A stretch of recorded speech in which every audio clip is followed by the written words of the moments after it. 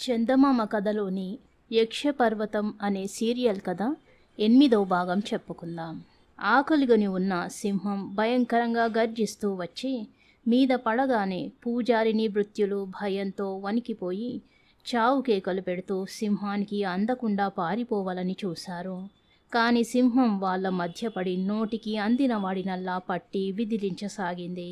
ఖడ్గజీవదత్తులు కూలిపోయిన గది ద్వారం వద్ద నిలబడి పెద్దగా నవ్వుతూ, ఒరే పూజారిని శిష్యుల్లారా, సింహానికి మీరు 4-5 రోజులుగా ఆహారం వేసినట్టు లేదు. అందుకే అది అంతగా రెచ్చిపోయి మీ ప్రాణాలు తీస్తున్నది. మీలో ఒకరు ముందుకు వచ్చి దానికి ఆహారం కండి, అప్పుడు తతిమ్మ వాళ్ళైనా బతుకుతారు అన్నారు. పూజారి నిర్భృత్యులు ఈ మాటలేవి వినిపించుకునే స్థితిలో లేరు. వాళ్లలో 4-5 ఆసరికే సింహం పంజా దెబ్బలకు బాగా గాయపడి నేల కొరిగారు. మరొకరు దాని నోటికి చెక్కి లబలబలాడుతున్నారు. గాయపడకుండా ఇక మిగిలిన 5-6 పక్కన ఉన్న 10-12 అడుగుల శిథిలమైన గోడ మీదికెక్కి కూర్చుని ప్రాణభయంతో నిలువెల్లా వణికిపోతున్నారు. సింహం ఒకసారి చుట్టూ కలియ చూసింది. దానికి తాను గాయపరిచిన మనుషుల్లో ఎవరినీ తినాలని ఉన్నట్టు లేదు. ఆ ప్రదేశం నుంచి త్వరగా పారిపోయి ఏ అరణ్యమో చేరాలన్నట్టుగా ఉంది దాని వాలక. గురి చూసి చేసి సింహం కేసి గురి చేసి, సింహరాజా, ఇంతమంది చూస్తుండగా ఆహారం తినడం వల్ల దిష్టి తగులుతుందేమో అని భయపడుతున్నావా అంటూ నవ్వి, అలా అయితే ఇదిగో ఈ పక్కనే భవనం కిందికి పోయే మెట్లున్నవి. ఆ దారిన పోయి ఈ శిథిల భవనాల్లో నుంచి బయటపడి నది దాటి అరణ్యం చేరు అంటూ సింహం కేసి 2 అడుగులు వేసి దాన్ని మెట్లున్న వైపుకు మళ్లించేందుకు దండాన్ని ముందుకు చాచి ఝులిపించాడు. సింహం కల్లింత చేసి పెద్దగా నోరు తెరిచి చెవులు దిబ్బళ్ళు పడేట్టు పెద్దగా గర్జించి జీవదత్తుడికేసి దూకబోయింది. అది ముందు 2 కాళ్ళు ఎత్తి వెనక కాళ్ళ మీద నిలబడి కుప్పించి దూకబోయే సమయంలో జీవదత్తుడు దాని పొట్ట కింద దండాన్ని ఆనించి బలంగా పక్కకు తోశాడు. ఆ ఊపుకు సింహం నేల మీద పడి దొర్లుకుంటూ పోయి మెట్లున్న గది ద్వారానికి అడ్డంగా పడింది. సింహరాజా, ఇక లేచి నిలబడు. పూజారిని తన బంట్లతో స్వయంగా ఇక్కడికి వచ్చే ముందే త్వరగా మెట్లు దిగి పారిపో అన్నాడు జీవదత్తుడు దండం ఎత్తి సింహం కేసి నడుస్తూ. మొండిగోడ మీద కూర్చుని ఇదంతా చూస్తున్న పూజారిని భృత్యులకు జీవదత్తుడు సింహాన్ని ఎదుర్కొన్న తీరు, దాని ఒక్క దండం దెబ్బతో 4-5 పల్టీలు కొట్టించిన నేర్పు ఎంతో ఆశ్చర్యాన్ని అబ్బురపాటును కలిగించింది. వాళ్ళల్లో ఒకడు 2 చేతులు ఎత్తి జీవదత్తుడికి నమస్కరిస్తూ, మహామాంత్రిక శిరోమణి, నమస్కారం. మీ మంత్రశక్తి మామూలు మనుషులకు అలవడేది కాదు. ఈ మహాశక్తి పూజారిని హతం చేసి తమరే ఈ శిథిల నగరాన్ని ఎందుకు ఏలకూడదు? అప్పుడు మేమంతా మీ శిష్యులమై మీకు సేవలు చేస్తూ హాయిగా బతుకుతామే అన్నాడు. వాడు మాట ముగించే లోపలే పక్కన ఉన్న అతడి తోటి వాళ్ళు గురుద్రోహం గురుద్రోహం అని కేకలు పెడుతూ వాడి మీద కలయబడ్డారు. మొండిగోడ మీద కుస్తీ పట్లు ప్రారంభమయ్యాయి. ఆ రద్దీలో గోడ మీద కాలిపట్లు తప్పి 2 భృత్యులు దబీమంటూ కింద పడ్డారు.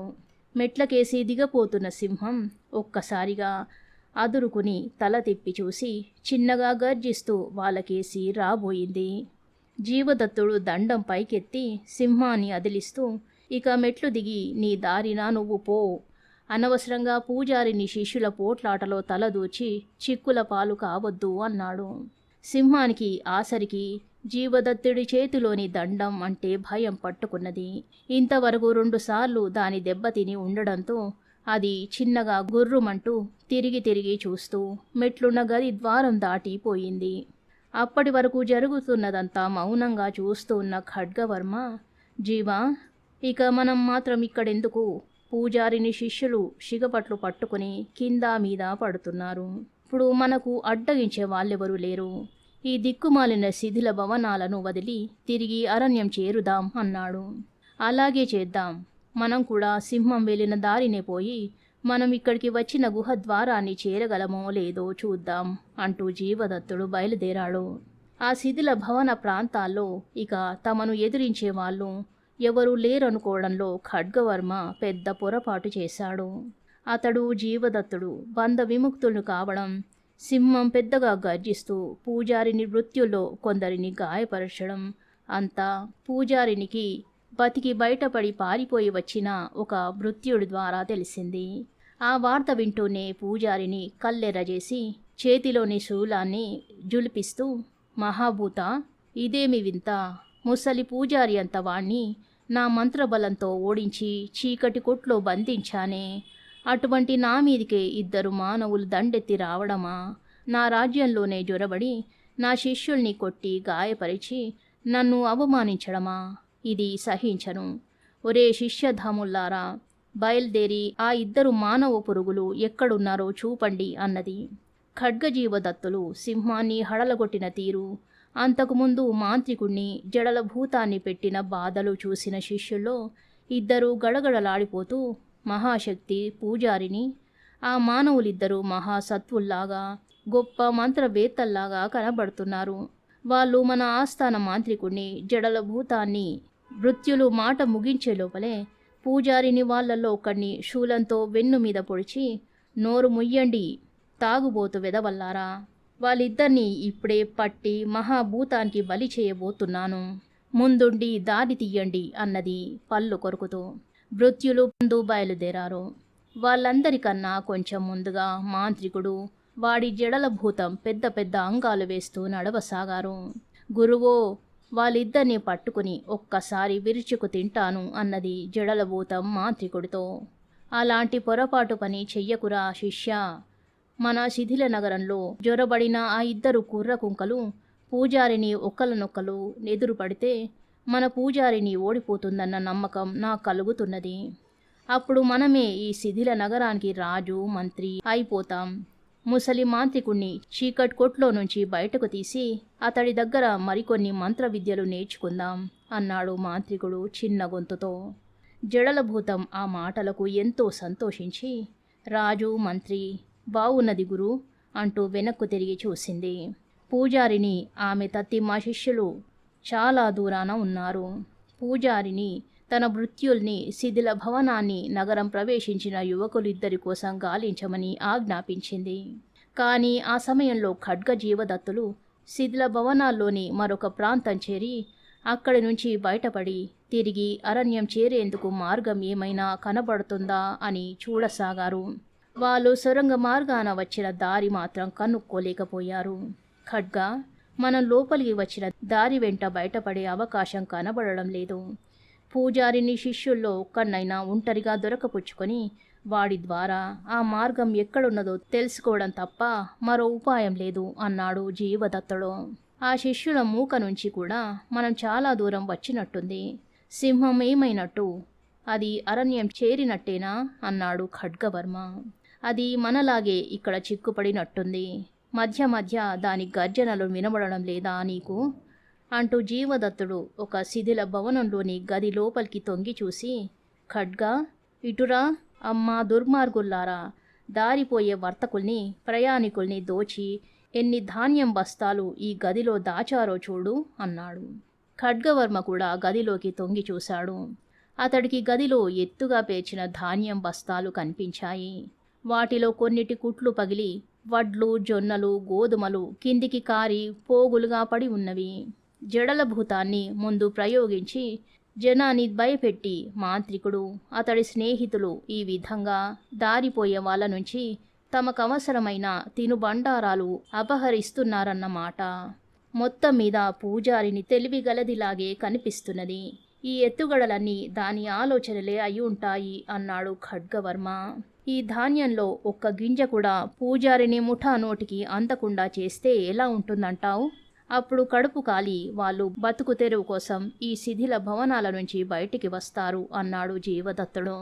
మన ఇద్దరికీ ఒకే ఆలోచన కలిగిందే అంటూ ఖడ్గవర్మ నవ్వి దుస్తుల్లో నుంచి చెకుముకు రాయి తీసి కొట్టి దూది ముట్టుకునేలా చేసి అది కాస్త మంట కాగానే గదిలోని ధాన్యం బస్తాలలో ఒకదానికి అంటించాడు.